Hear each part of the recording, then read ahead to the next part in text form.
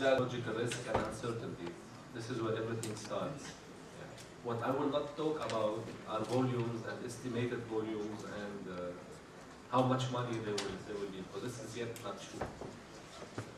This is where everything starts. A lot of discussions will be technical. I will try to make it smooth so we understand the basics and what are the next steps following that. My discussion today, or my presentation today, will start with basically the regional settings in geological wise. What is the Levantine Basin or the Lebanon Basin? Where does Lebanon stand in this game geologically? What are the main phases of extraction or upstream industry value chain? We'll go through the regional activity, exploration activity, which my colleague Wissam has covered partially. Maybe we'll skip this part. Then we'll look at technically what is the level of technical readiness in Lebanon when it comes to petroleum activities. Also, we'll go to the core point of uncertainty. What is uncertainty? How we try to estimate uncertainty? How we try to de-risk further our offshore prospects.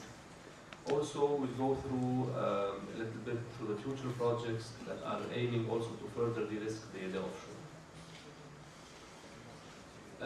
We'll not spend much time on that. We have just to keep in mind that geography and geology are not the same. Yeah? So first, let's put this in our mind.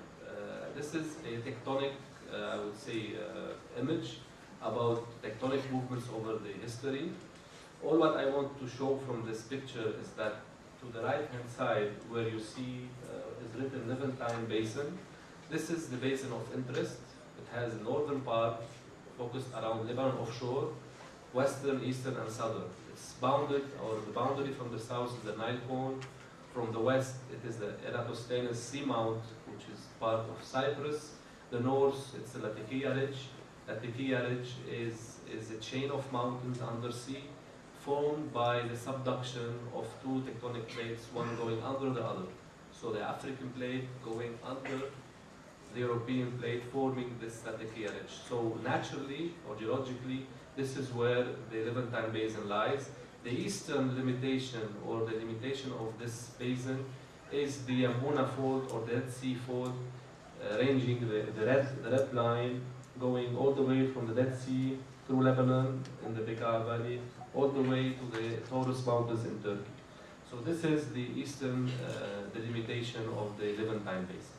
The Levantine Basin was started to form some 250 million years ago by an extension of the plates, and then the formation of this basin started taking place and started being filled by sediments coming from the Nile in the south, sand, fine grain of sands, sediments filling this basin from the north also and from the east. Okay, so this is basically, over years, this is how the Levantine Basin has been formed. Our area of interest, what has been proven as discoveries in the recent history, is between 23 million annum and 7 million annum, which we call a Miocene age. Yeah? So this is where most of the discoveries were happening. We cannot talk about uncertainties about geology without looking at the whole chain or value chain. First, we have what we call reconnaissance. Yeah? In reconnaissance, you get to measure the actual physical properties of the rocks and underneath the sea. Yeah? This is when you try to make sense of these physical properties and try to see if you have hydrocarbons either in the liquid state or in the gaseous state. Okay, we'll cover that later. This is when we start approaching the terminology of resources. We don't talk about reserves yet. We talk about resources or potential resources. We get a sort of probability associated to a certain volume of resources. Okay, this is the first, I would say, step in understanding our resources. Then we establish a sort of probability of success based on the various parameters that we can identify from these seismic surveys or geophysical surveys. Second, once we have identified a promising structure or a promising prospect, we move into exploration and appraisal. Exploration is we start drilling a well, targeting an interesting structure to see the content of this structure. when it comes to fluid content and when it comes to rock properties as well. Both are important. Once we have a commercial discovery that is viable to be produced, we start trying to understand the delineation of this structure or this reservoir. We start to understand the extent of this reservoir. This is when we drill more appraisal wells to appraise this discovery and try to see what are the exact volume with more certitude of hydrocarbon present in this structure. We move from a resource or potential resource to a possible reserve, probable reserve, and then proven reserve. This is when we become a proven reserve. This is when we can talk about economic value. Okay. Then we go into development. Development, it's very simple. It can be between 5 to 8 years, as I mentioned here. We set the number of wells to be drilled based on the number of production target that we are aiming for, based on the years that we want to produce from this reservoir. Okay, and we build our infrastructure and drill the wells accordingly. Then we have the production period or production phase. This production phase can extend to 30 years, depending again on the size of the reservoir, on our target production, and on our markets as well.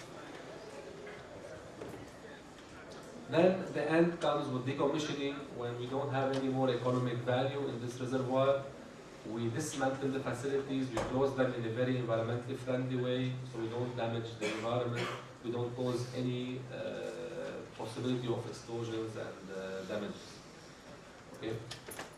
You have seen this slide before. I will not spend time on it when it comes to geopolitics, but I want to show you that to the west, to the south, and to the east, all these red dots and green dots are discoveries, of proven discoveries of oil for the green color and gas for the red. So the only underexplored area still in this basin is Lebanon onshore and offshore. And it doesn't make sense to see that there is no also prospectivity in Lebanon. So you can see all the region is active and there is a working petroleum system around there. And the beauty or the complexity of Lebanon geologically is that it is the marriage of two different basins. The Palmyrene Basin to the east, which is Hawd al-Tadmori, the Palmyrene Trough to the east in Syria, and the Levantine Basin, which is part of Lebanon onshore and part of the offshore, as I described earlier. Okay? You all heard about seismic. What is seismic? What is 2D seismic? Basically, we are measuring the acoustic impedance of the rocks underneath the seabed or underneath the ground. The acoustic impedance is proportional to the density of the rocks. So whenever we have higher densities compared to lower densities underneath or above, we will have a reflectance surface. So the majority of the signal will be reflected, part of it will be refracted. This means it will continue in the ground with a different angle. This is basic optics. So when we are recording all this data, we're recording the signal reverted back to the surface, stand versus time, which translates to depth, and then we have what we call a picture with reflectances. All these lines, colored lines, indicate strong reflectances, and they are targeted reservoir, possible reservoir areas. Okay, this is 2D. What is 3D? Imagine this line or the scan repeated every 100 meters, okay? And all the data merged together to obtain a continuous picture or image in 3D. So what you will see is the structure here in green and purple and yellow, and you can see the features of the structure when it comes to its height, low sides, fractures crossing this, or faults crossing this structure, and so on. So, as my colleague said, Lebanon has an extensive data set. We have more than 80% of our offshore covered in 3D data. We have identified more than 80 different prospects that are targets for exploration, and work is continuing. So, where do we stand today? If you remember, the first phase is reconnaissance. In the reconnaissance side, we have almost completed this phase, and we have extensive data set not only in acquisition, but also in interpretation, which is as important as acquiring seismic data. And we have moved a little bit even into exploration on paper, because we haven't drilled yet a well. We are also a bit advanced in the exploration phase with trying to de-risk the offshore prospects.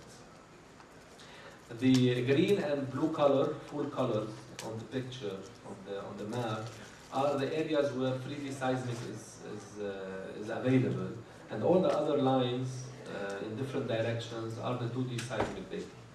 So in terms of data, we don't lack data, we have over data, if you can say. Okay, when it comes to data, data by itself has no value unless it's interpreted or put in a global geological context in the area. Yeah? So in 2004, we had the first 2D seismic interpretation. Then the second one for 10,000 kilometers was in 2011, where we have identified some 40 targets for exploration. Following that, 2012, we modeled the basin in 2D. What we say modeling is we understand what are the windows under which gas could have been formed or oil could have been formed, which depth, how they migrated, how they formed, what is the organic matter content, and so on. So this also has been completed in 2012 again, and these are based somehow on the seismic data that we have acquired. We continue with the 3D seismic, I would say, interpretations all the way. We could map 3D structures, as I mentioned earlier, all the way to covering more than 80% of the seismic of the offshore area.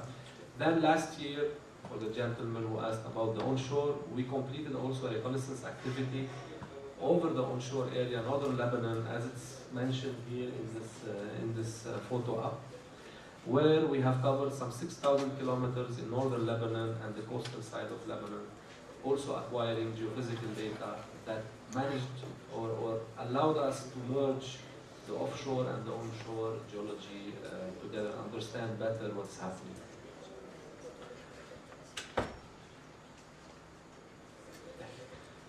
I will try to stick to the 15 minutes. But still have up to 2 minutes.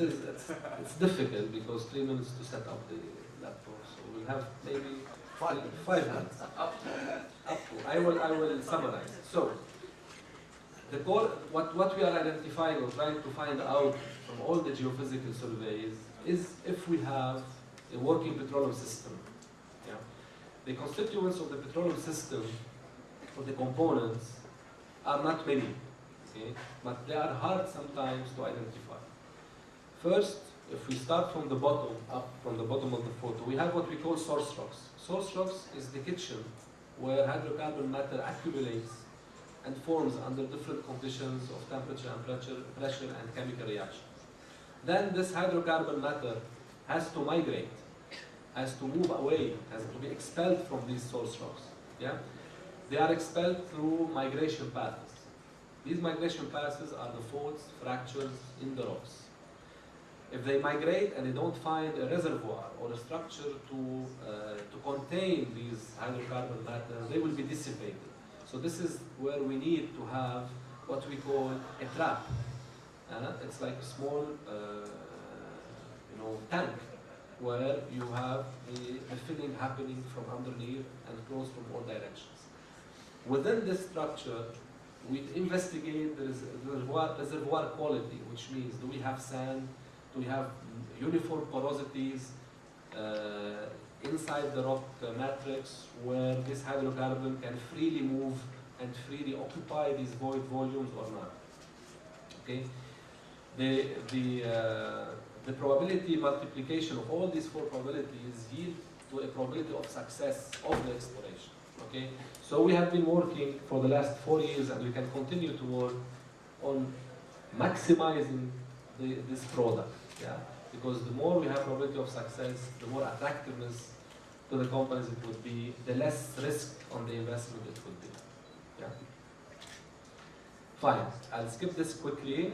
I analyzed every single component of the petroleum system based on the studies we had when it comes to low, moderate, and high risk. Okay? And gave an example of proof from the seismic data about each component to say that we have. So the yellowish color and red color are sand. This is a good quality reservoir, and we can see them coming from the north, northeast. So from the seismic data, we can map that inside the structure we have sand. Sand is known to have uniform porosity, which is a good quality reservoir. So this is also a proof, thumb up. The trap, we have numerous structures, okay, that have been mapped 3D-wise with all the faults and fractures there that constitute a trap and can house all these hydrocarbon material. This is also a positive sign. Then we talk about the seal. I didn't mention the seal. The seal basically is an impermeable layer, okay, that has to be on top of all the reservoirs and structures that will not allow the hydrocarbon to escape further up. It will be contained in a limited geography. So the seal in Lebanon is a thick salt layer that extends on over 80% or 70% of the offshore. This salt layer can reach sometimes 2,000 meters, okay, of thickness. So we know that this is the presto cover, and underneath we have the cooking. So this is very, very important feature as well. Okay. The highlighted colors, basically the yellow colors are identified sands, nice, good quality reservoir. The pinkish color, this is the salt. We can see this is a east-west line. Okay, you can see it on the left side. I don't see the left side. You have the black line. This is the stripe of this line. So you can see that we have the salt. We have then several reservoir possibilities, and we have anticlines, or these mountains or these hills that we have showed you earlier. So to summarize, the hydrocarbon charge is ensured by the numerous fractures that we have that communicate the source rocks to the reservoir and the structures earlier in geologic age. And these fractures have been actively feeding into the structures, hydrocarbon material over the years. So all these proven petroleum system components we have been able to map them due to the extensive data set that we have on 2D and 3D. So this is the last or before last slide. Some of the projects are still ongoing, and we can still improve better our knowledge about the petroleum system and try to identify not only the structures itself, but what is its content, being gas or liquid. This is possible with the new technologies like electromagnetics, still under investigation, and we are still working on doing some reservoir quality mapping as well. To conclude, we have a very complex geology, but also very promising. Being complex means that we have to work harder to de-risk it. But so far we haven't had any nasty surprise, I would say, on the technical side. It's always positive, it's always improving, it's always getting better. What we need to invest in now is to understand more about our petroleum system, because it's very complex, and this will take time through drilling and through petroleum activities in the future. What we can classify today, the risk or the uncertainty, the risk is mostly moderate, because we don't have any discovery. The moment we have a discovery, all the simulations will be repeated, and hopefully we can move to low risk and even to contained risk when it comes to exploration. Okay, thank you very much.